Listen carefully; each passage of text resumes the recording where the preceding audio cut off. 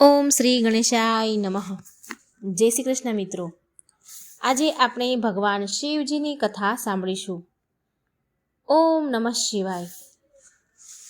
શિવ પુરાણ અનુસાર જે પણ ભક્ત આ કથાને પૂરી સાંભળે છે તે ઋણ, રોગ, દરિદ્રતાથી મુક્તિ મેળવી લે છે અને મનુષ્ય બળ, બુદ્ધિ અને ધન આરોગ્યની પ્રાપ્તિ કરે છે. તો મિત્રો, આ શિવજીની કથા છે, સોમવારની કથા છે અને સોમ પ્રદોષની કથા છે. પૂરા મનથી ધ્યાનથી સાંભળજો. વિડીયોને લાઈક કરજો, શેર કરજો અને કૃપા કરી મિત્રો આ ચેનલને સબસ્ક્રાઈબ કરવાનું બિલકુલ ન ભૂલશો. કોમેન્ટ બોક્સમાં શિવ પાર્વતીનું નામ લખીને ભક્તિ વ્યક્ત જરૂર કરજો અને ભગવાન શિવના આશીર્વાદ જરૂર મેળવજો. ભોળાનાથ અને માતા પાર્વતીની કૃપાથી બધાની જ મનોકામના પૂરી થાય એવી પ્રાર્થના સાથે હું આ કથા કહેવા જઈ રહી છું. તેરસની તિથિ હોય તેને પ્રદોષ વ્રત કહેવાય છે. આ દિવસે સંધ્યાના સમયે સમસ્ત દેવતા કૈલાસ પર્વત પર બિરાજમાન ભગવાન ભોળાનાથની વંદના અર્ચના કરે છે. સોમવારના દિવસે તેરસની તિથિ હોય તો તેને સોમ પ્રદોષ વ્રત કહેવાય છે. શિવજી શત્રુ નાશક દેવ છે. સમૃદ્ધિ, સફળતા અને ઐશ્વર્ય દેવાવાળા ભગવાન માનવામાં આવે છે. આ વ્રત કરનારા મનુષ્યને ધન, ધાન્ય અને સૌભાગ્ય, સફળતા પ્રાપ્ત થાય છે તથા ઘર પરિવારમાં ખુશીઓ આવે છે. અને આની કથા સાંભળવી એટલી જ પુણ્યશાળી છે જેટલું ગંગા, નર્મદા અને પવિત્ર નદીઓમાં સ્નાન કરવું.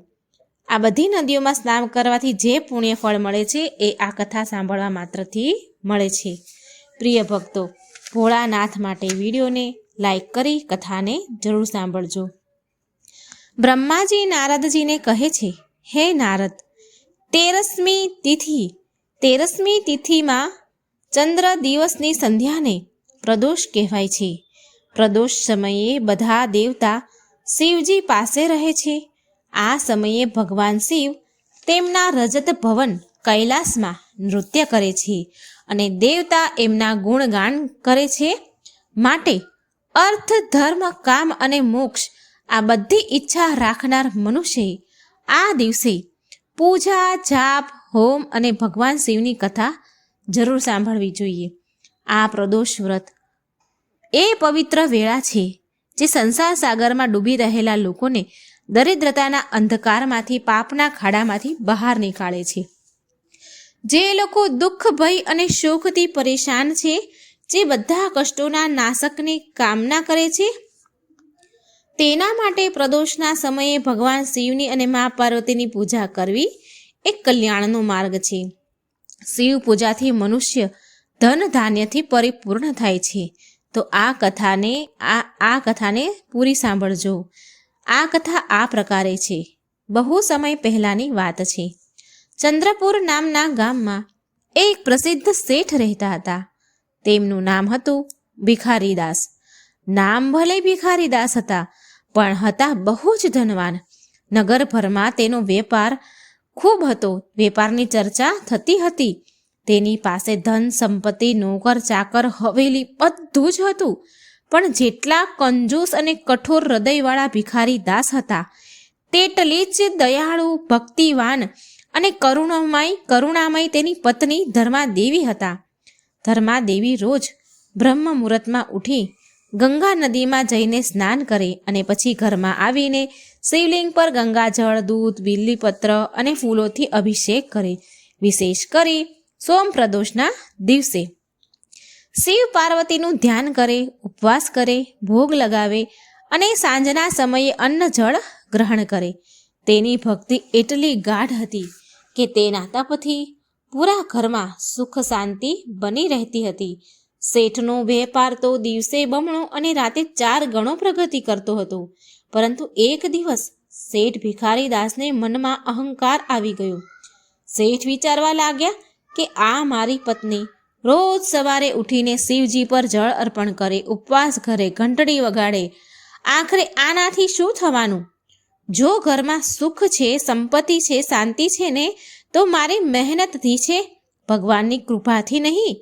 શેઠને ધર્માદેવીની પૂજા ભક્તિ વ્યર્થ લાગવા લાગી અને એક દિવસ તેમણે નક્કી કરી લીધું કે આજે જોઉં છું કે જો શિવલિંગ જ નહીં રહે તો મારી પત્ની કેવી રીતે પૂજા કરશે. બીજા દિવસે 13ની તિથિ એટલે કે પ્રદોષનું વ્રત હતું. ધર્માદેવીનું પ્રિય સોમ પ્રદોષનું વ્રત હતું. જેવા ધર્માદેવી ગંગાજીના કિનારે ગંગાજી નદીમાં સ્નાન કરવા માટે ગયા તો પાછળથી શેઠજીએ શિવલિંગને એક કપડામાં લપેટ્યું અને બગીચામાં એક ખૂણામાં માટીમાં દબાવી દીધું.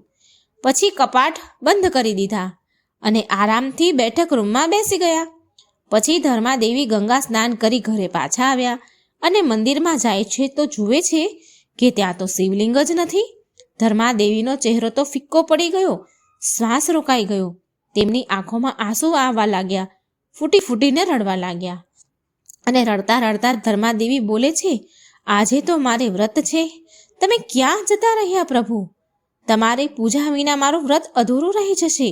ધર્માદેવીએ શેઠને શિવલિંગ વિશે પૂછ્યું તો શેઠે અજાણ્યું બનવાનું નાટક કર્યું, અજાણ થયા અને બોલ્યા, મને શું ખબર તારું શિવલિંગ? મંદિર તારું, ભગવાન તારા, તું જાણે. ધર્માદેવીએ ઘરના નોકરો સાથે મળીને શિવલિંગને શોધવાની ખૂબ કોશિશ કરી, પણ કંઈ ખબર ન પડી.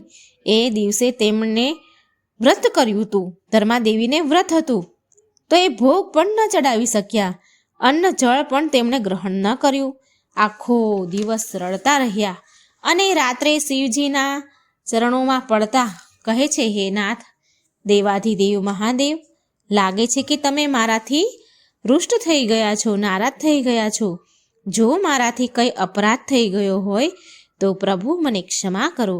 જ્યાં સુધી તમે મને દર્શન નહીં આપો, હું અન્ન જળ ગ્રહણ નહીં કરું.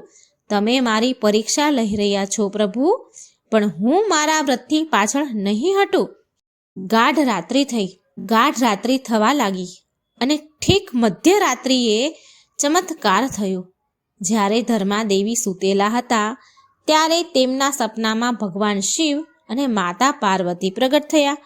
ભોળાનાથ બોલ્યા, બેટા, તારી ભક્તિ સાચી છે. તારી શ્રદ્ધાએ અમને પ્રસન્ન કરી દીધા છે. તારું વ્રત તૂટ્યું નથી પણ દ્રઢ થયું છે. હવે તું થોડા સમય માટે અમારા લોકમાં વિશ્રામ કર. ઉચિત સમય આવ્યા બાદ તને તારા પતિ સાથે પાછી મોકલી દેવામાં આવશે. આટલું કહીને ભગવાન શિવે ત્રિશૂલથી આકાશમાં એક સંકેત કર્યું અને ધર્માદેવીને પલંગ સહિત અદૃશ્ય કરી દીધા.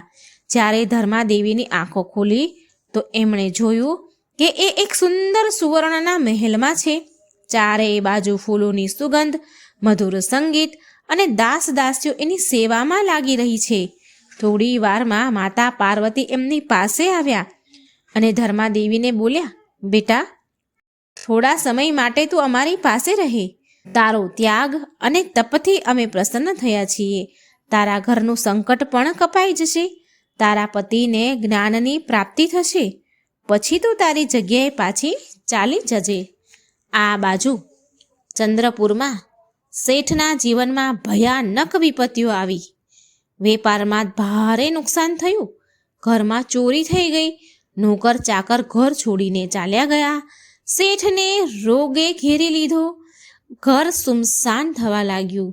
શેઠને એની ભૂલનો બરાબર પછતાવો થવા લાગ્યો અને તે દિવસે રાતે ધર્માદેવીને યાદ કરતા અને શિવજીને પ્રાર્થના કરવા લાગ્યા. અને શેઠ ભગવાનને કહે છે, હે પ્રભુ, હું અજ્ઞાની હતો. મારી પત્નીની ભક્તિ સાચી હતી. તમારા પ્રત્યે મેં જ એની પૂજામાં વિઘ્ન નાખ્યું છે. કૃપા કરી મારી ભૂલ માફ કરો અને મારી પત્નીને પાછી મોકલો. મારી પત્ની મને પાછી આપી દો. એક દિવસ શેઠ બગીચામાં બેઠા હતા અને શિવજીને મનમાં ને મનમાં આમ પ્રાર્થના કરી રહ્યા હતા. એટલામાં તેમણે જોયું કે ભગવાન ગણેશની સવારી જે ઉંદર હોય છે એ એક લાડુ લઈને બગીચામાં આવ્યો અને એક જગ્યાએ માટી ખોદવાનું એ ઉંદરે શરૂ કરી દીધું અને એ લાડવાને તેણે એ જ માટીમાં દબાવી દીધો. શેઠની તો આંખો ખુલ્લી રહી ગઈ. શેઠે ખુલ્લી આંખે આ સપનું જોઈ રહ્યા હોય એવું એમને લાગ્યું. પછી શેઠ દોડીને એ સ્થાન પર ગયા અને ત્યાં જમીન ખોદી જ્યાં ઉંદરે ખોદીને જ્યાં લાડુ દબાયો હતો.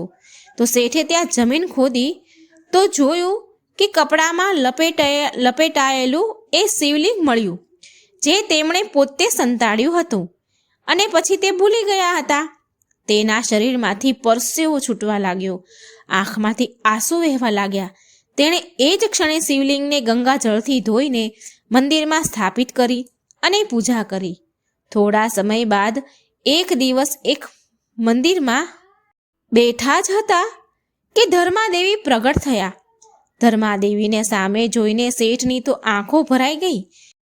ધર્માદેવીને શેઠ બહુ પ્રેમપૂર્વક કહે છે, મને ક્ષમા કરી દે, મારાથી બહુ મોટી ભૂલ થઈ ગઈ છે, બહુ મોટો અપરાધ થઈ ગયો છે. હવે હું તારી સાથે મળીને શિવલિંગની પૂજા કરીશ. પછી ધર્માદેવી હસ્યા અને બોલ્યા કે ભોળાનાથની કૃપાથી જ આ બધું થયું છે. એમણે મને દર્શન આપ્યા અને તમને સદબુદ્ધિ આપી. હવે આપણે બંને પ્રદેશનું વ્રત મળીને કરીશું. એ દિવસે શેઠ ભિખારીદાસ તેની પત્ની ધર્માદેવી સાથે પ્રદોષનું વ્રત કરવાનું શરૂ કરી દે છે. વિશેષ રૂપથી સોમ પ્રદોષના દિવસે એક નિષ્ઠાથી ઓમ નમઃ શિવાયના જાપ કરે. આનાથી એના જીવનમાં ફરી સમૃદ્ધિ આવી, વ્યાપાર વધ્યો અને ઘરમાં સુખ શાંતિ આવી. પ્રિય ભક્તો, શ્રદ્ધા અને સાચી ભક્તિ ક્યારેય વ્યર્થ નથી જતી. શિવજી અને માતા પાર્વતીની સાચા મનથી પૂજા ભક્તિ કરવાથી ભગવાન તેના ભક્તોની રક્ષા જરૂર કરે છે. જે સોમ પ્રદોષનું વ્રત કરે છે તેના જીવનમાં સુખ શાંતિ આવે છે અને તેનું લગ્ન જીવન બહુ ખુશહાલ રહે છે. ઘરમાં ધન વૈભવ અને સંતોષનું આગમન થાય છે. સૌથી મોટી વાત, અહંકારનો ત્યાગ કરી ભક્તિ સ્વીકારવાથી ભગવાન સ્વયં કૃપા કરે છે આપણા પર. તો પ્રેમથી બોલો ઓમ નમઃ શિવાય. ઓમ નમઃ પાર્વતી પતે હર હર મહાદેવ. શ્રી શિવાય નમસ્તુભ્યમ.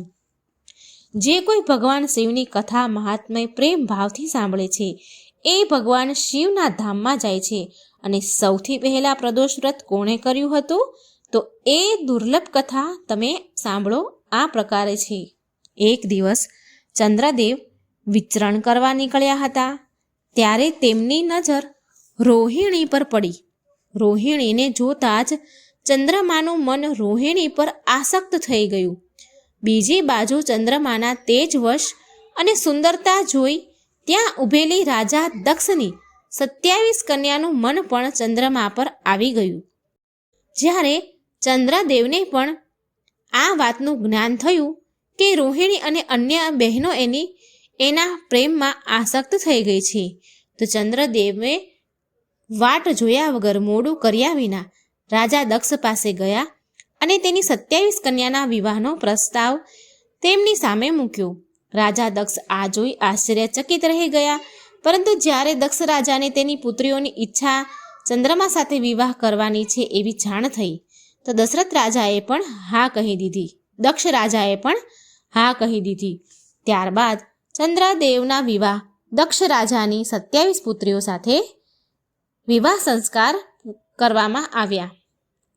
ત્યાર પછી 27 પુત્રીઓ ચંદ્રદેવની સાથે ચંદ્રલોક ચાલી ગઈ. ચંદ્રદેવ રાજા દક્ષની 27 કન્યાઓમાંથી સૌથી મોટી પુત્રી રોહિણીને સૌથી વધારે પ્રેમ કરતા હતા. આ કારણે ચંદ્રદેવ સૌથી વધારે સમય રોહિણી સાથે વિતાવતા અને બધા કાર્યમાં સૌથી વધારે મહત્વ એ રોહિણીને આપતા. ચંદ્રદેવ દ્વારા રોહિણીને આપવા માટે વિશેષ સ્નેહ ચંદ્રદેવ દ્વારા રોહિણીને આપવામાં આવતો વિશેષ સ્નેહથી તેમની બાકીની પત્નીઓ પોતાનો મજાક એટલે કે ઉપેક્ષિત થાય છે એવું સમજવા લાગી. તેની ઉપેક્ષા કરવામાં આવે છે એવું એમને મનમાં થયું અને આ ઉપેક્ષા દિવસે ને દિવસે વધતી ગઈ. રોહિણીની બાકી બધી બહેનોને એનાથી ઈર્ષા થવા લાગી. ચંદ્રમા દ્વારા કરવામાં આવતો આ વ્યવહાર એમનાથી સહન ન થયો અને એ ફરી તેના પિતા રાજા દક્ષ પાસે ચાલી ગઈ. રાજા દક્ષ તેની બધી પુત્રીઓના અચાનક આગમનથી ચોંકી ગયા અને તેના આવવાનું કારણ પૂછ્યું, તો એ બધી કન્યાએ એના પિતાને બધી જ વાત કહી દીધી. ચંદ્રમાનું આવું વર્તન પણ કહી દીધું અને આનું સમાધાન નીકાળવા માટે કહ્યું. એટલે પોતાની પુત્રીની વ્યથા અને ચંદ્રમાનો આવો દુર્વ્યવહાર કરે છે એ સાંભળી દક્ષ પણ બહુ દુઃખી થયા અને ચંદ્રમા સાથે ભેટ કરી અને શાંતિપૂર્વક કહ્યું કે હે કલાનિધિ, તમે નિર્મળ અને પવિત્ર કુળમાં જન્મ લીધો છે, છતાંય તમે તમારી પત્નીઓ સાથે ભેદભાવપૂર્ણ વ્યવહાર કરો છો. તમારા આશ્રયે રહેનારી જેટલી પણ સ્ત્રીઓ છે તેના પ્રત્યે તમારા મનમાં પ્રેમ ઓછો અને વધારે છે.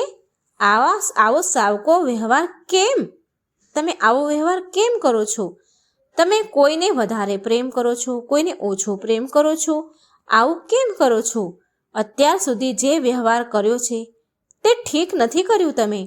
હવે પછી આગળ આવો વ્યવહાર તમારે ન કરવો જોઈએ. જે વ્યક્તિ આત્મજનોનો સાથે વિષમતાપૂર્વક વ્યવહાર કરે છે તેને નરકમાં જવું પડે છે. આ પ્રકારે પ્રજાપતિ દક્ષે તેના જમાઈ ચંદ્રમાને પ્રેમપૂર્વક સમજાવ્યું કે ચંદ્રમાની અંદર સુધારો આવી જાય એમ વિચાર્યું અને પછી દક્ષ રાજા પાછા આવી ગયા. આટલું બધું સમજાવ્યા છતાં પણ ચંદ્રમાએ તેમના સસરા દક્ષ પ્રજાપતિની વાત ન માની અને રોહિણી પ્રત્યે અતિશય પ્રેમમાં આસક્ત થવાના કારણે તેમણે તેના કર્તવ્યની અવહેલના કરી તથા તેમની અન્ય પત્નીઓનો પણ ખ્યાલ ન રાખ્યો. એ બધાથી ઉદાસ રહેતા હતા. આવા સમાચાર બીજી વાર મળતા પ્રજાપતિ દક્ષ બહુ દુઃખી થયા. એમને ક્રોધ પણ આવ્યો. એ ફરી ચંદ્રમા પાસે આવીને તેમને ઉત્તમ નીતિ દ્વારા સમજાવવા લાગ્યા. દક્ષે ચંદ્રમાને ન્યાયોચિત વર્તાવ કરવાની પ્રાર્થના કરી. વારંવાર આગ્રહ કરવા છતાંય ચંદ્રમાએ અવગણનાપૂર્વક દક્ષની વાત ન માની તો દક્ષ રાજાએ ચંદ્રમાને શ્રાપ આપી દીધો. દક્ષ રાજા બોલ્યા કે મારા આગ્રહ કરવા છતાંય, સમજાવવા છતાંય તમે મારી અવગણના કરી છે.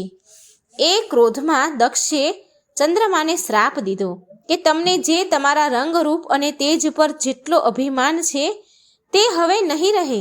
રાજા દક્ષ દ્વારા ચંદ્રમાનો ક્ષય રોગથી પીડિત રહેવાનો શ્રાપ મળ્યો, જે કારણે ચંદ્રમાનું તેજ હંમેશા માટે ચાલ્યું ગયું. હવે ચંદ્રદેવ પાસેની સુંદરતા હતી નહીં. ચંદ્રદેવ પાસે સુંદરતા બચી નહીં. પહેલાંની જેવું તેજ બચ્યું નહીં. દક્ષ દ્વારા શ્રાપ દેવાની સાથે ચંદ્રમા ક્ષય રોગથી ગ્રસ્ત થઈ ગયા. તેમના ક્ષીણ થતાં જ સર્વત્ર પૂરા જગતમાં હાહાકાર મચી ગયો. બધા દેવતાગણ, ઋષિગણ અને ચિંતામાં પડી ગયા, પરેશાન થઈ ગયા.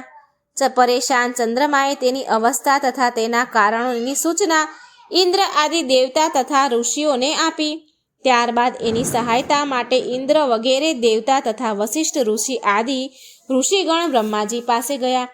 બ્રહ્માજીએ એમને કહ્યું કે જે ઘટના બની ગઈ છે એને તો ભોગવવી જ પડશે, કેમ કે દક્ષના શ્રાપને પાછો નથી લઈ શકાતો. ત્યારબાદ બ્રહ્માજીએ દેવતાઓને ઉત્તમ ઉપાય બતાવ્યો. બ્રહ્માજી બોલ્યા, ચંદ્રમા, દેવતાઓ સાથે કલ્યાણકારી શુભ પ્રભાસ ક્ષેત્રમાં જાઓ, જ્યાં વિધિપૂર્વક શુભ મૃત્યુંજય મંત્રના અનુષ્ઠાન કરો. શ્રદ્ધાપૂર્વક ભગવાન શિવની આરાધના કરો. તમારી સામે શિવલિંગની સ્થાપના કરી પ્રતિદિન કઠોર તપસ્યા કરો. આરાધના અને તપસ્યાથી જ્યારે ભગવાન ભોળાનાથ પ્રસન્ન થઈ જાય તો ચંદ્રમાને ક્ષય રોગથી મુક્તિ મળી જશે. પિતામહ બ્રહ્માજીની આજ્ઞાને સ્વીકારીને દેવતાઓ અને ઋષિઓના સંરક્ષણમાં ચંદ્રમાએ મંડળ સહિત પ્રભા ક્ષેત્રમાં પહોંચી ગયા. ત્યાં ચંદ્રદેવે ભગવાન શિવ શંકરની અર્ચના, વંદના અને અનુષ્ઠાન પ્રારંભ કરી દીધા. ચંદ્રદેવે મૃત્યુંજય મહામંત્રના જપ તથા ભગવાન શિવની ઉપાસનામાં તલ્લીન થઈ ગયા. બ્રહ્માજીની આજ્ઞા અનુસાર 6 મહિના સુધી નિરંતર તપસ્યા કરી અને વિષભધ્વજનું પૂજન કર્યું અને 10 કરોડ મહામૃત્યુંજય મંત્રના જપ તથા ધ્યાન કરતા ચંદ્રમા સ્થિર ચિત્તથી ત્યાં નિરંતર ઊભા રહ્યા. તેમની તપસ્યાથી ભક્ત વત્સલ ભગવાન ભોળાનાથ પ્રસન્ન થયા. તેમણે ચંદ્રમાને કહ્યું કે હે ચંદ્રદેવ, તમારું કલ્યાણ થશે. તમે જેની માટે આ કઠોર તપ કરી રહ્યા છો એ અભિલાષા કહો મને. હું તમારી ઈચ્છા અનુસાર ઉત્તમ વરદાન પ્રદાન કરીશ. ચંદ્રમાએ પ્રાર્થના કરતા વિનયપૂર્વક કહ્યું, હે દેવેશ્વર, તમે મારા બધા અપરાધોને ક્ષમા કરો અને મારા શરીરમાં ક્ષય રોગને દૂર કરો. આ શ્રાપને પૂરી રીતે સમાપ્ત કરવો એ ભગવાન શિવ માટે પણ સંભવ ન હતું.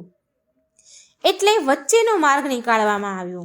શિવજી બોલ્યા, ચંદ્રદેવ, તમારી કળા પ્રતિદિન એક પક્ષમાં ક્ષીણ થતી જશે અને પ્રતિદિન એ કળા બીજા પક્ષમાં નિરંતર વધતી જશે. આ પ્રકારે તમે સ્વસ્થ અને લોક સન્માનના યોગ્ય બનશો. ભગવાન શિવનો કૃપારૂપી પ્રસાદ પ્રાપ્ત કરીને ચંદ્રદેવ બહુ ખુશ થયા. ચંદ્રમાએ પ્રદોષ કાળમાં ભગવાન શિવનું કઠોર તપ કર્યું. તેમની ભક્તિથી પ્રસન્ન થઈને ભગવાન શિવે ચંદ્રદેવને શ્રાપથી મુક્ત કરી દીધા અને શિવજીએ ચંદ્રદેવને મસ્તક પર ધારણ કર્યા. ત્યારબાદ ચંદ્રમાની કળા ફરીથી વધવા લાગી અને પૂર્ણિમા પર એ પૂરી કળાથી ખીલે છે, પૂર્ણ રૂપમાં આવે છે. તો પ્રેમથી બોલો હર હર મહાદેવ. આ સોમવારની શિવજીની સોમ પ્રદોષની કથા હતી મિત્રો. જો તમને વિડીયો સારો લાગે તો લાઇક શેર કરી ચેનલને સબસ્ક્રાઈબ જરૂર કરજો. બોલવામાં મારાથી કંઈ ભૂલ થઈ હોય તો ક્ષમા યાચના કરું છું. હવે સાંભળશો બધા જ સુખ આપનારી તથા દરિદ્રને પણ ધનવાન કરનારી ભગવાન શિવની દુર્લભ કથા. શિવ પુરાણમાં આ કથાનું વર્ણન કરવામાં આવ્યું છે. તો શિવ પુરાણની કથા અનુસાર એકવાર વાસ્કલ નામના ગામમાં બિંદુ નામનો બ્રાહ્મણ રહેતો હતો. એ બહુ જ દૂર આત્મા અને મહાપાપી હતો, પણ તેની સ્ત્રી બહુ સુંદર હતી. પણ એ તો કુમાર્ગ પર જ ચાલતો હતો. એ બ્રાહ્મણ તો કુમાર્ગ પર જ ચાલતો. તેની પત્નીનું નામ ચંચુલા હતું. એ સદાય ધર્મના પાલનમાં લાગી રહેલી હતી, ધર્મનું પાલન કરતી હતી. આવી રીતે કુકર્મમાં લાગેલા એ બ્રાહ્મણ સાથે ચંચુલાને બહુ જ વર્ષો વીતી ગયા. તેના ધર્મના નષ્ટ થવાના ડરથી ક્યારેય એના ધર્મથી વિચલિત ન થઈ. પણ તેનો પતિ તો દુરાચારી હતો, માટે દુરાચારી પતિના આચરણથી તે સમય જતાં પ્રભાવિત થઈ અને તેની પતિની જેમ જ તે ચંચુલા પણ દુરાચારી પાપી બની ગઈ. બહુ સમય વીતી ગયા પછી એ દૂષિત થઈ ગઈ. દુષ્ટ બુદ્ધિવાળો બ્રાહ્મણ સમય અનુસાર કાળચક્ર ફરતા મૃત્યુને પ્રાપ્ત થયો અને નરકમાં ગયો. અને બહુ દિવસો સુધી એ બ્રાહ્મણે નરકના દુઃખો ભોગવીને એક ભયંકર પિશાચ બની ગયો. બીજી તરફ એ દુરાચારી પતિના મૃત્યુ પછી ચંચુલા બહુ સમય સુધી તેના પુત્રો સાથે તેના ઘરમાં રહેવા લાગી. પરંતુ એક દિવસ એવું બન્યું કે એના ભાઈ બંધુ સાથે તેણે એક તીર્થયાત્રામાં જવાનું થયું. એક તીર્થ ક્ષેત્રમાં તે ચાલી એના ભાઈ બંધુઓ સાથે. તીર્થયાત્રામાં એણે તીર્થના જળમાં સ્નાન કર્યું. તેના ભાઈઓ સાથે આમ તેમ ફરવા લાગી. ત્યાં એણે એક દેવ મંદિરમાં એક બ્રાહ્મણને ભગવાન શિવની પરમ પવિત્ર પૌરાણિક કથા કહેતા જોયા. પ્રિય ભક્તો, એ બ્રાહ્મણ એવું કહી રહ્યા હતા કે જે સ્ત્રીઓ પર પુરુષ સાથે વ્યાભિચાર કરે છે તો યમરાજાના દૂત તેને બહુ પીડા, બહુ કષ્ટ આપે છે. હવે આ સાંભળીને ચંચુલા તો ભયથી ડરના મારે ધ્રુજવા લાગી. તેણે વિચાર કર્યો કે તેણે તેના પતિ સાથે બહુ પાપ કર્યા છે તો તેને પણ એ પાપના દંડ ભોગવવા પડશે. ત્યાર પછી તેને ચેન ન પડ્યું. એ વિચલિત થવા લાગી અને એણે ચંચુલાએ એ બ્રાહ્મણને વિનંતી કરી કે હે બ્રાહ્મણ દેવ, મારા પર તમે કૃપા કરો અને મારો ઉદ્ધાર કરો. હું તમારા પ્રવચન સાંભળીને ડરથી ધ્રુજી રહી છું, કાપી રહી છું અને આ સંસારથી મને વૈરાગ્ય થઈ રહ્યું છે. મેં જીવનભર દુરાચારી કરી છે. ન જાણે મારે મર્યા પછી કેવી કેવી ઘોર યાતનાઓ નરકમાં સહવી પડશે. કોણ મારો સાથ આપશે? યમરાજાના એ ભયંકર દૂતોને હું કેવી રીતે જોઈ શકીશ? કેવી રીતે એમનો સામનો કરી શકીશ? હે પ્રભુ, તમે મારું કલ્યાણ કરો. હે બ્રાહ્મણ દેવ, મારો ઉદ્ધાર કરો. ચંચુલાના આ વચન સાંભળીને બ્રાહ્મણ બોલ્યા, હે ચંચુલા, આ તો બહુ સૌભાગ્યની વાત છે કે ભગવાન શંકરની કૃપાથી શિવ પુરાણની કથાથી તમારું મન સમય પહેલા જ સાવધાન થઈ ગયું. પછી આ પછતાવો જ પાપ કરનારા પાપીઓ માટે સૌથી મોટું પ્રાયશ્ચિત છે. સાધુ સંતોએ પણ પછતાવાને સમસ્ત પાપોનો નાશ કરનાર કહ્યું છે. પછતાવાથી પાપોની શુદ્ધિ થઈ જાય છે. જે પછતાય છે એ સમસ્ત ભયથી મુક્ત થઈ જાય છે, નિર્ભય થઈ જાય છે. માટે હે બ્રાહ્મણ પત્ની, તમે એ બધા વિષયોથી તમારા મનને દૂર કરો અને ભક્તિ ભાવથી ભગવાન શિવની પાવન કથા સાંભળો. આ કથાને સાંભળવાથી તમારા ચિત્તની શુદ્ધિ થશે અને તમારા જીવને મોક્ષની પ્રાપ્તિ થશે. આવું સાંભળ્યા પછી ચંચુલાએ શિવ પુરાણની કથા સાંભળવા માટેની ઈચ્છા વ્યક્ત કરી.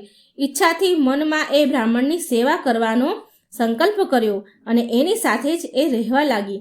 ત્યાર પછી એ શુદ્ધ બુદ્ધિવાળા બ્રાહ્મણ ચંચુલાને સમસ્ત શિવ પુરાણની કથા સંભળાવે છે. ત્યાર પછી સમયનું ચક્ર પૂરું થયું, એનું નિર્ધારિત આયુષ્ય પૂરું થયું અને પછી ભક્તિ જ્ઞાન વૈરાગ્યથી યુક્ત થઈને ચંચુલાએ તેના શરીરને કોઈ પણ પીડા વગર છોડી દીધું. એને મરણ સમયે કોઈ દુઃખ કોઈ પીડા ન થઈ અને એનું શરીર છોડી દીધું. જેવું શરીર ત્યાગ્યું તો ચંચુલાને લેવા માટે ભગવાન શિવનું દિવ્ય વિમાન ત્યાં આવી ગયું અને ભગવાન શંકરના ગણોએ ચંચુલાને એ દિવ્ય વિમાનમાં બેસાડીને શિવલોક લઈ ગયા. એ દિવ્ય રૂપી ધારિણી દિવ્યાંગા બની ગઈ. ચંચુલા દિવ્યાંગન બની ચૂકી હતી. ચંચુલાએ ત્યાં સાક્ષાત ભગવાન શંકરને જોયા, જેના 5 મુખ હતા અને બધા જ મુખમાં તેમણે 3 આંખો હતી. તેના મસ્તક પર ચંદ્રમા શોભી રહ્યા હતા અને તેણે એમની જમણી બાજુ માતા પાર્વતીને બેસાડ્યા હતા. તેમનું શરીર ભસ્મથી ભરેલું હતું. એમના આખા શરીરે ભસ્મ લાગેલી હતી. શરીર પર શ્વેત વસ્ત્ર શોભા આપી રહ્યા હતા. આ પ્રકારે પરમ ઉજ્જવળ ભગવાન શિવના દર્શન કર્યા પછી તે બ્રાહ્મણ પત્ની બહુ પ્રસન્ન થઈ. તેણે મહાદેવ અને માતા પાર્વતીને પ્રણામ કર્યા અને એની આંખોમાંથી આંસુઓની ધારા વહેવા લાગી. માતા પાર્વતી અને ભગવાન શિવે કરુણાથી ચંચુલાને તેની પાસે બોલાવી તેની સામે જોયું અને માતા પાર્વતીએ ચંચુલાને પ્રેમપૂર્વક તેની સખી સહેલી બનાવી લીધી. એકવાર પ્રેમથી બોલો, જય ભોલાનાથ, જય મા પાર્વતી. હે ભોળાનાથ, તમારી આ કથા સંભળાવનાર, આ કથાનો પ્રચાર કરનાર ને તમારા ઉપર કૃપા દ્રષ્ટિ રાખજો. સૌનું રક્ષણ કરજો, સૌનું કલ્યાણ કરજો. જય શ્રી કૃષ્ણ. રાધે રાધે. ઓમ નમઃ શિવાય. તો આવો મિત્રો, પૂરી શ્રદ્ધા ભાવથી પ્રસન્ન ચિત્તમનથી સોમવારની કથા સાંભળીએ. એક સમયની વાત છે. એક નગરમાં સૌથી વૈભવશાળી રાજ્યના ધનરાજ નામનું એક વ્યક્તિ રહેતો હતો. સૌથી વૈભવશાળી. આખા રાજ્યમાં તેના જેવું ધનવાન લગભગ કોઈ નહીં હોય. તો એ રાજ્યમાં ધનરાજ નામનો એક અત્યંત ધની વેપારી રહેતો. તેનો વેપાર દૂર દૂરના દેશો સુધી ફેલાયેલો હતો. સોના ચાંદીના સિક્કાના ખડખડાટ અવાજ તેના કાનમાં દિવસ રાત ગુંજતા હતા. પણ અરે રે, દુર્ભાગ્યથી તેના હૃદયનું આંગણું એટલું જ સૂનું વીરાન હતું જેટલો તેનો ખજાનો ભર્યો હતો.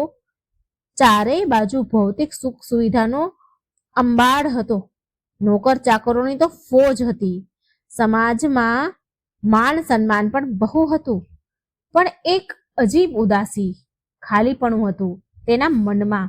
તેને લાગતું હતું કે જાણે તેની આત્મા અંધારાના કૂવામાં પડી ગઈ હોય, જ્યાં બહારની ચમક રોશની તેના મન સુધી પહોંચી જ નથી શકતી. તે શેઠે કદાચ સમાજમાં તેની પ્રતિષ્ઠાને વધારવા માટે, ચમકાવવા માટે તેણે દરેક સોમવારે ભગવાન શિવનું વ્રત રાખવાનું શરૂ કરી દીધું હતું. પણ આ વ્રત કેવું હતું? અરે, આ ભક્તિ નહીં, પરંતુ ભક્તિનું ઢોંગ હતું. એક એવી ભક્તિ અને અભિનય કે તેમાં શ્રદ્ધા તો કણ માત્ર પણ ન હતી. સોમવારની સવારે જ્યારે નગરના ભક્તજનો સાચી આસ્થાથી, શ્રદ્ધાથી શિવજીના મંદિરે જાય તો ધનરાજ તેના પૂજા પક્ષમાં બેસતો. ચારે બાજુ ફૂલોની મનમોહક સુગંધ ફેલાયેલી હતી. ચંદનની ધીમી ધીમી સુગંધ વાતાવરણમાં ભળી રહી હતી. ચાંદીના પાત્રમાં મેવા અને ફળ સજાયેલા હતા.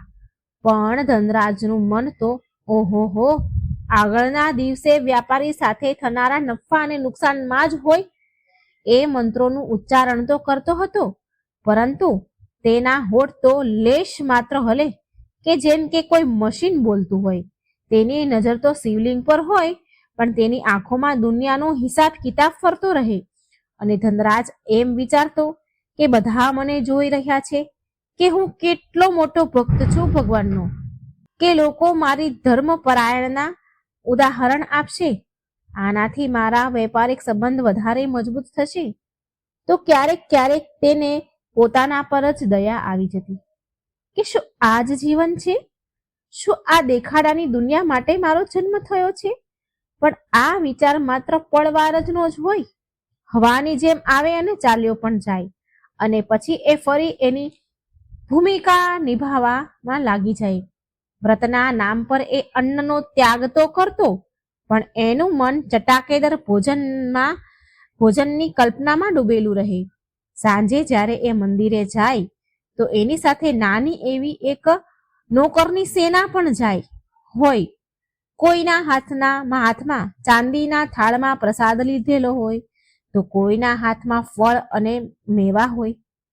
એ મંદિરની સીડીઓ પર બેસેલો ભિખારીઓને દાન આપતો પણ હોય, પણ તેની આંખમાં જરા પર કરુણા દયા ભાવ ન હોય. ધનરાજની ઉદારતાનું પ્રદર્શન કરવાનો ભાવ હતો. પૂજારી ધનરાજ શેઠની આરતી ઉતારે અને વિશેષ સન્માન આપે. ધનરાજનો અહંકાર વધતો જતો હતો. લાગતું હતું એને એવું લાગે કે મેં તો ભગવાનને પણ ખરીદી લીધા છે. મનમાં આટલો બધો અહમ અને અહંકાર! કેટલો મોટો ભ્રમ હતો એનો! આ કેટલી ઊંડી ઉદાસી છુપી હતી આ ખોટા સંતોષ નીચે! એને ક્યારે એ અહેસાસ જ ન થયો કે જે ભગવાનને પ્રસન્ન કરવાનું નાટક કરી રહ્યો છે એ તો અંતર્યામી છે. એ મનના ભાવને બરાબર ઓળખે છે, મનના ભાવને સ્વીકારે છે, બહારના દેખાવોને નહીં. ધનરાજ શેઠની આત્મા હંમેશા કહેતી કે કોઈ તો મને આ જૂઠમાંથી બહાર નીકાળે, કોઈ તો હોય જે મને સાચો રસ્તો બતાવે. પણ એની પોતાની અહંકારના લોભની બનાવેલી દિવાલમાં તેની આત્માનો અવાજ દબાઈ જતો. દિવસ વીતતા ગયા, સોમવાર જતા ગયા, અને ધનરાજનું આ દેખાડાનું વ્રત એક નિરાશા બોજરૂપી પરંપરા બની ગયું, જેને તે ઉપાડી રહ્યો હતો. ના કોઈ આનંદ અને ના કોઈ શાંતિ મળે મનને. તેની નિરાશા ઊંડી ને ઊંડી થતી જતી હતી. તેના ચહેરાની રોનક દેખાવાની બનાવટી હસી પાછળ છુપાવા લાગી. તેના આત્મામાં અંધારું વધતું જ ગયું. પછી એક રાત એવી આવી કે એક રાતે ઘનઘોર ધોધમાર વરસાદ વરસી રહ્યો હતો. વાદળો વીજળી ગરજી રહ્યા હતા, વીજળી ચમકી રહી હતી. માનો કે પ્રકૃતિ પણ ધનરાજની આત્માની અશાંતિનો સાથ આપી રહી હોય. ધનરાજને ઊંઘ આવતી ન હતી. તે તેની રેશમી પથારીમાં પડખા ફરી રહ્યો હતો. તેનું મન અશાંત હતું. અતિથિની યાદો, વ્યાપારની ચિંતા, અતીત જે વીત્યું છે એની યાદો, નફા નુકસાનની અને વ્યાપારની ચિંતા, અને એક ન કહેલો અપરાધ જે એને મનમાં થતું હતું એનો એને સ્વીકાર ન કરે, એટલે એને એક ન કહેલો અપરાધનો બોધ તેનાથી ઘેરાયેલો હતો. ન જાણે પછી તેની આંખ ક્યારે વીંચાઈ ગઈ. આ એક ઊંઘ નહીં, પણ એક બેભાન અવસ્થા હતી, જ્યાં ધનરાજે પોતાને એવી જગ્યા પર જોયો જ્યાં તો ના ધરતી હતી કે ના આકાશ હતું. ઊંઘમાં ધનરાજ આ બધું સ્વપ્નમાં જોઈ રહ્યો છે કે જ્યાં એ એવી જગ્યા પર ઊભો છે ત્યાં નથી ધરતી કે નથી આકાશ, બસ ચારે બાજુ એક પ્રકાશ ફેલાયેલો હતો. સામે એક વિશાળ શાંત સરોવર હતું, જેનું જળ અરીસાની જેમ સ્થિર હતું, અને એ સરોવરના કિનારે કૈલાસપતિ ભગવાન ભોળાનાથ બિરાજમાન હતા. તેમનું રૂપ સૌમ્ય હતું, અને તેની આંખોમાં એક ઊંડી ઉદાસી ઝલકી રહી હતી. એક એવી ઉદાસી જે બ્રહ્માંડના બધા દુઃખને તેની આંખમાં સમાઈ હોય. ધનરાજ આ જોઈને હાકડો બાકડો રહી ગયો. એના હાથ ધ્રુજવા લાગ્યા. હાથ એની મેતે જોડાઈ ગયા, જેમ કે એ પગે લાગતો હોય. એ કંઈ કહેવા માંગતો હતો, પણ શબ્દ તેની પાસે હતા નહીં. મોંમાંથી શબ્દ ન નીકળે. ભગવાન શિવ શાંત પણ ભેદતી નજરથી ધનરાજ સામે એમણે જોયું. તેમનો અવાજ મેઘરાજાની ગર્જના જેવો ગંભીર, પણ તેમાં ક્રોધ નહોતો. એક અસીમ પીડાનો ભાવ હતો ભગવાન શિવની આંખોમાં, એના ચહેરા ઉપર. શિવજી બોલ્યા, ધનરાજ. આ સાંભળીને ધનરાજનું તો પૂરું શરીર ધ્રુજવા લાગ્યું. શિવજી કહે છે, પુત્ર, તું અહીં કેવી રીતે આવ્યો? તારા સોમવારનું વ્રત તને અહીં ખેંચીને લાવ્યું? ધનરાજ તો કઈ બોલી જ ન શક્યો અને માથું શરમથી ઝૂકી ગયું. તેને લાગ્યું કે તેનું બધું જ ઢોંગ, પાખંડ એ દિવ્ય પ્રકાશ સામે આવીને બહાર ઊભું રહી ગયું છે. શિવજીના ચહેરા પર એક હળવી હસી આવી અને બોલ્યા કે ધનરાજ, તું સાચુમાં મનથી વ્રત કરે છે કે પછી માત્ર વ્રતનું નાટક કરી રહ્યો છે? શું તારું મન મારા ચરણોમાં હોય છે, પછી આગલા દિવસે થનારા વ્યાપારમાં હોય છે? તારું મન મારી પૂજા પાઠમાં હોય છે ખરી? બસ, તારું મન તો વ્યાપારમાં જ હોય છે. શિવજીએ તેનો હાથ એક આગળ વધાર્યો. શિવજીએ જ્યાં હાથ લાંબો કર્યો એવામાં તો સરોવરનું જળ હિલોળા લેવા લાગ્યું. એ જળમાં ધનરાજને તેનું પ્રતિબિંબ દેખાવા લાગ્યું. પ્રતિબિંબ કેવું કે તેનો ભૂતકાળ, જે કંઈ એણે કર્યું છું, ઢોંગ રચ્યો હતો, જે પણ એ કરતો હતો, તે બધું જ એને એ સરોવરના જળમાં દેખાવા લાગ્યું. કે એ મંદિરમાં બેઠેલો હોવા છતાં તેનું મન ક્યાંક બીજે ભટકી રહ્યું છે. ભિખારીને દાન આપતા સમયે તેના ચહેરા પર ઘૃણા છે, નફરતનો ભાવ હતો. પૂજા કરતા સમયે તેના મનમાં અહંકાર વધતો જાય છે. એક દ્રશ્ય ધનરાજની સામે આવવા લાગ્યું. દરેક પાખંડ, તેની ખોટી ભક્તિ, એનું ખોખલું જીવન સાક્ષી હતું. શિવજી બોલ્યા, જો ધનરાજ, આ છે તારી ભક્તિ, તારી સચ્ચાઈ. શિવજીના અવાજમાં હજી પણ ગંભીરતા હતી. શિવજી કહે છે, આ છે તારું વ્રત. શું ધનરાજ, તને લાગે છે કે હું આ સુકાયેલા ફૂલોથી, દેખાડના આંસુથી, આ ખોખલા મંત્ર ઉચ્ચારણથી હું પ્રસન્ન થઈશ? નહીં ધનરાજ. અરે, હું તો ભાવનો ભૂખ્યો છું, ભાવનો તરસ્યો છું. તારી મિલકત, તારો વૈભવ, તારું સામાજિક સન્માન, આ બધું જ મારા માટે નિરર્થક છે. એટલે કે તારા હૃદયમાં સાચી શ્રદ્ધાનું એક કણ પણ નથી. ધનરાજનું શરીર થર ધ્રુજી રહ્યું હતું. તેના પગ નીચેથી જમીન ખસી ગઈ. તેનો અહંકાર, વર્ષોનો જે અહંકાર અહમ હતો, એ તૂટીને ચૂર થઈ ગયો. તેને તેનું જીવન એટલું વ્યર્થ, એટલું ઘૃણા ભર્યું લાગ્યું કે આવું પહેલા એને ક્યારેય લાગ્યું ન હતું. શિવજી કહે છે ધનરાજને, તું વિચારે છે કે તું મને દગો આપી રહ્યો છે? નહીં ધનરાજ, પણ તું તો તને પોતાને સ્વયંને દગો આપી રહ્યો છે.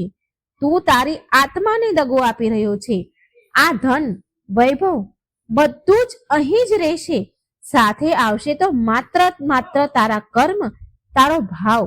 શિવજીની આંખોમાંથી કરુણા વરસી રહી હતી, પણ તેમાં એક ચેતવણી પણ હતી.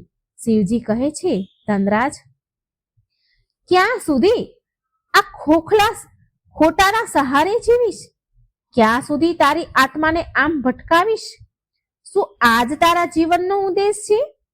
દરેક શબ્દ શિવજીના ધનરાજના હૃદયમાં હથોડાની જેમ વાગી રહ્યા હતા. તેનું મન ઘૂંટાવા લાગ્યું અને ગોઠણના બળ પર નીચે બેસી ગયું. તેનું માથું શરમ અને પછતાવાથી ઝૂકી ગયું હતું. આંસુઓની ગરમ ધારા તેના ગાલ પર વહેવા લાગી. આ આંસુ દેખાવના નહોતા આજે, આ પછતાવાના આંસુ હતા, સાચા આંસુ હતા. તેના રડવાનો અવાજ શાંત વાતાવરણમાં ગૂંજવા લાગ્યો. તેના હિબકા ગુંજવા લાગ્યા. ધનરાજ બોલ્યો, હે પ્રભુ, હે મારા મહાદેવ, મને ક્ષમા કરી દો.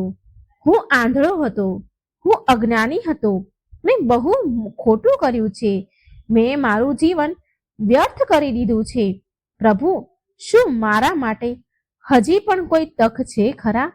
ઉમ્મીદ છે? શું હું બદલી શકું છું?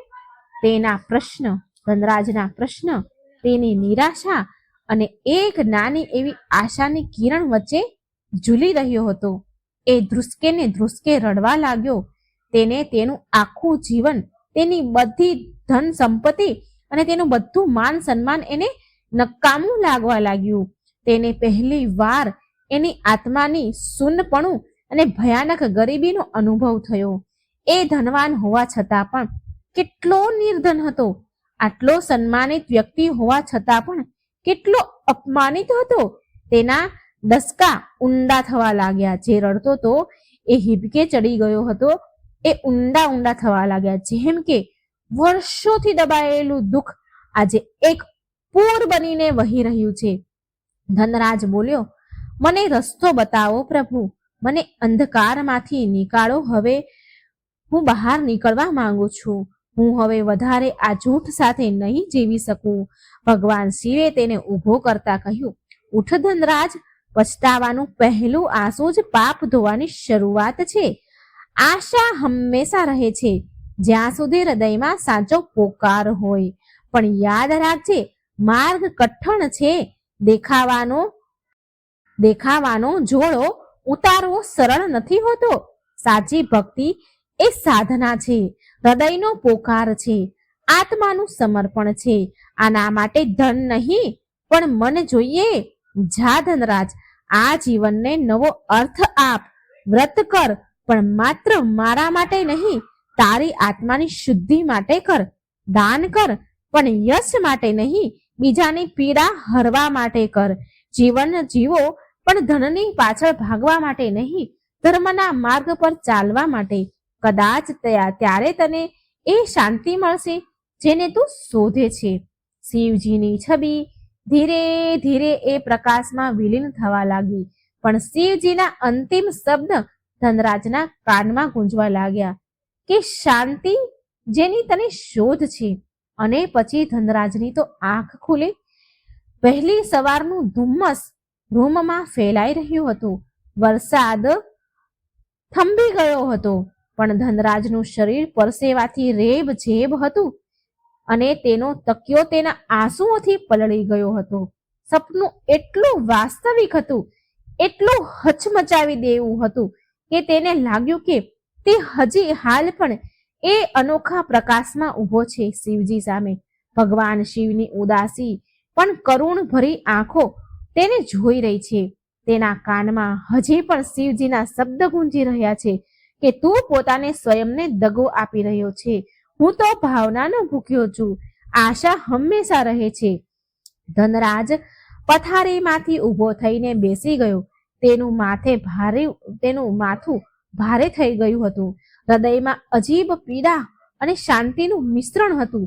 પીડા તેના વર્ષોના પાખંડની હતી અને વ્યર્થ જીવનની હતી, અને શાંતિ એ અહેસાસની હતી કે તેને એક દિશા મળી, એક સચ્ચો રસ્તો મળ્યો, એક અવસર મળ્યો છે. પહેલી વાર તેને તેના ભવ્ય મોટા રૂમની દિવાલો કરડવા દોડી રહી હતી. તેની રેશમી પથારી કાંટાની સૈયા લાગી રહી હતી. તેની આંખોની સામે વારંવાર સરોવરના પાણીમાં દેખાતું પોતાનું ધૃણાભર્યું છલ કપટ વાળું પ્રતિબિંબ એને દેખાઈ રહ્યું હતું. મનમાં ધનરાજ વિચારે છે કે હે ભગવાન, હું કેટલો આંધળો હતો, કેટલો નીચે પડેલો હતો. આમ વિચારીને તેની આંખોમાંથી આંસુ નીકળવા લાગ્યા. આ આંસુ પછતાવાના હતા, પણ તેમાં અત્યારે નિરાશા ન હતી. એક સંકલ્પ હતો. તે દિવસથી ધનરાજ બદલાઈ ગયો. હા, એ રાતોરાત સંત ન બન્યો, પણ પરિવર્તન ધીરે ધીરે આવ્યું ખરી.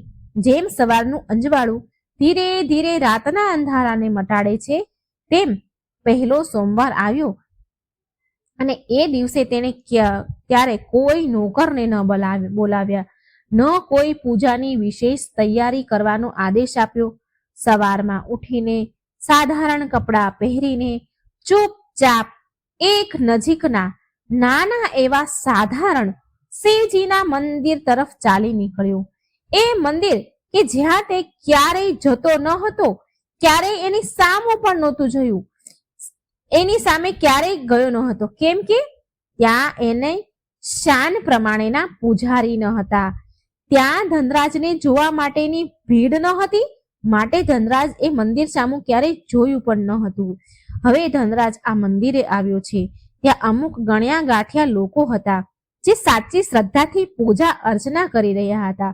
ધનરાજ ચૂપચાપ એક ખૂણામાં ઊભો રહી ગયો. તે દિવસે તેણે કોઈ મોટો ચડાવો પણ ન ચડાવ્યો. બસ હાથ જોડીને, આંખો બંધ કરીને ત્યાં ઊભો રહી ગયો. પણ આજે તેના મનમાં વેપારનો કોઈ હિસાબ કિતાબ ન હતો અને તેના મનમાં લોકોની પ્રશંસા સાંભળવાની લાલસા પણ ન હતી. તેના મનમાં માત્ર એક જ ભાવ હતો, પછતાવો. ધનરાજને શિવજીનો ઉદાસ ચહેરો યાદ આવી રહ્યો હતો. તેમના શબ્દ યાદ આવી રહ્યા હતા. તેની આંખો ફરીથી ભરાઈ ગઈ. પણ આ વખતે તે રડ્યો નહીં. તેણે માત્ર મનમાં ને મનમાં પ્રાર્થના કરી કે હે પ્રભુ, હે શિવજી, મને શક્તિ આપો, મને સાચો ભક્ત બનાવવાની શક્તિ આપો, મને સાચો ભક્ત બનાવો, મારા પાપને માફ કરો, મારા ગુનાહ માફ કરો. એણે પૂરો દિવસ વ્રત કર્યું, પણ આજે તેને ભૂખ કે સ્વાદિષ્ટ ભોજનની કલ્પના પરેશાન કરી રહી ન હતી. તેનું મન શાંત હતું, પણ એક ઊંડી ઉદાસી હજી પણ એની સાથે હતી, અને એ હતી તેના અતીત એટલે કે તેના ભૂતકાળમાં કરેલા કર્મની ઉદાસી. સાંજે તેણે એટલે કે ધનરાજે જાતે જ સાધારણ ભોજન બનાવ્યું અને વ્રત ખોલ્યું, ભોજન કર્યું. તેને એ રૂખું સૂખું ભોજન પણ આજે અમૃત જેવું લાગી રહ્યું હતું, કેમ કે તેમાં કોઈ દેખાડો ન હતો, એક સચ્ચાઈ હતી. ધીરે ધીરે લોકોએ ધનરાજમાં બદલાવ જોયો. પહેલા તો લોકોને વિશ્વાસ જ ન થયો કે અરે, ધનરાજ શેઠ અને આ નાના મંદિરમાં જરૂર કોઈ નવો દેખાડો હશે. લોકો આપસમાં ગપસપ કરવા લાગ્યા, પણ ધનરાજે કોઈની પરવાહ ન કરી અને એ ચૂપચાપ દરેક સોમવારે આવે, પૂજા કરે અને ચાલ્યો જાય. તેણે મોટા મોટા દાન દેવાનું બંધ કરી દીધું, પણ તે હવે ગુપ્ત રીતે જરૂરતમંદની મદદ કરવા લાગ્યો. કોઈને બતાવ્યા વગર અને ના કોઈને યશની કામના કર્યા વગર તેનો વેપાર કરવા લાગ્યો. તેના વેપાર કરવાની રીતમાં પણ બદલાવ આવ્યો. હવે એ માત્ર નફા પાછળ ભાગતો ન હતો, તેણે સચ્ચાઈ અને ઈમાનદારીને અપનાવી લીધી હતી. ઘણા વર્ષો જૂના મિત્ર તેનાથી દૂર થઈ ગયા, ઘણાએ તેની મજાક પણ ઉડાડી, પણ ધનરાજ એના માર્ગ પર અડગ જ રહ્યો. તેનું જીવન પહેલા કરતા આરામદાયક ન હતું, સંઘર્ષ વધી ગયો હતો, પણ એના ચહેરા પર એક અજીબ શાંતિ અને સંતોષ ઝલકવા લાગ્યો હતો. એ ઉદાસી જે પહેલા એના મનમાં બોજ બનીને રહેતી હતી, એ હજી પણ હતી, પણ હવે તેને કચોડતી ન હતી, પણ એક માર્ગદર્શનની જેમ સાચા માર્ગ પર ચાલવાની પ્રેરણા આપતી હતી. તેને અહેસાસ થઈ ગયો કે સાચી ભક્તિ બહારના આડંબરોમાં નહીં, પણ મનની પવિત્રતા, કર્મોના સુચિતા અને હૃદયની કરુણામાં છે. ધનરાજનું હૃદય પરિવર્તન થઈ ગયું હતું. સપનામાં દેખાયેલા શિવજીનો ઉદાસ નેત્ર તેને બહુ વાર યાદ આવી રહ્યા હતા, પણ એ ચહેરામાં તેને હવે ફટકાર નહીં, પણ મૌન સ્વીકૃતિ અને આશીર્વાદનો ભાવ દેખાતો હતો. ધનરાજ જાણી ગયો હતો કે સાચી સંપત્તિ સોનું ચાંદી નથી, પણ મનની શાંતિમાં છે અને આત્માના સંતોષમાં છે. અને આ સંપત્તિને હવે ધીરે ધીરે ધનરાજને મળવા લાગી હતી. ઉદાસી સાથે સહી પણ મળી રહી હતી. સાચી શ્રદ્ધાના કઠણ માર્ગ પર ચાલતા ચાલતા તેનું જીવન બદલાઈ ગયું હતું, કેમ કે તેણે પોતાને બદલી નાખ્યો હતો. અને આ બદલાવ આવ્યો એક સપનાથી. એ સપનામાં દેખાયેલા ભગવાન શિવની ગંભીર અર્થપૂર્ણ ઉદાસીએ. હા, તેનું જીવન બદલી ગયું હતું, પણ એ રાતની ગ્લાની, પછતાવો, એ સપનાની ઉદાસી એક મીઠા દર્દ, પીડાની જેમ હંમેશા તેની સાથે રહેતી હતી. એને આગળ સારા કર્મ કરવા માટે પ્રેરિત કરતી હતી. તેને એ યાદ અપાવતું હતું કે એ ક્યાંથી આવ્યો હતો અને હવે એને ક્યાં જવાનું છે. એ સાચી શીખ એને મળી ગઈ. તો મિત્રો, સોમવારની આ કથા અહીં સમાપ્ત થાય છે. હું પ્રાર્થના કરું છું ભગવાન શિવને કે ભગવાન શિવની કૃપા હંમેશા તમારા ઉપર રહે, તમારા જીવનમાં સદાય સુખ અને સમૃદ્ધિ અને સકારાત્મક ઉર્જાનો સંચાર થતો રહે. આ સોમવારનો વિશેષ દિવસ ના માત્ર ભક્તિભાવથી ભરે છે, પરંતુ આપણા જીવનમાં એકતા, પ્રેમ અને આસ્થાનો સંદેશ પણ લઈને આવે છે. આ પાવન કથાને સાંભળવા માટે હૃદયથી ધન્યવાદ. તો મિત્રો, તમે ખૂબ સુંદર કથા સાંભળી. મને આશા છે તમને આ કથા ગમી હશે. આપણું જીવન પણ મિત્રો કંઈક આવું જ હોય છે. પણ ભગવાન તો ભલે ખોટા હોય તો ખોટા, પણ ભગવાનનું જો વ્રત કરીએ છીએ ને, ભગવાન આપણને સાચો માર્ગ અવશ્ય બતાવે છે. ઘણીવાર આપણે સાચા ખોટાનું ભાન નથી હોતું, તો ભગવાન આપણને સાચો માર્ગ જરૂર બતાવે છે. મિત્રો, તમને આ કથા કેવી લાગી છે? કૃપા કરી તમારો વિચાર અને અનુભવ કમેન્ટમાં જરૂર જણાવજો. ઓમ નમઃ શિવાય. હર હર મહાદેવ. જય શ્રી કૃષ્ણ. રાધે રાધે. Thank you.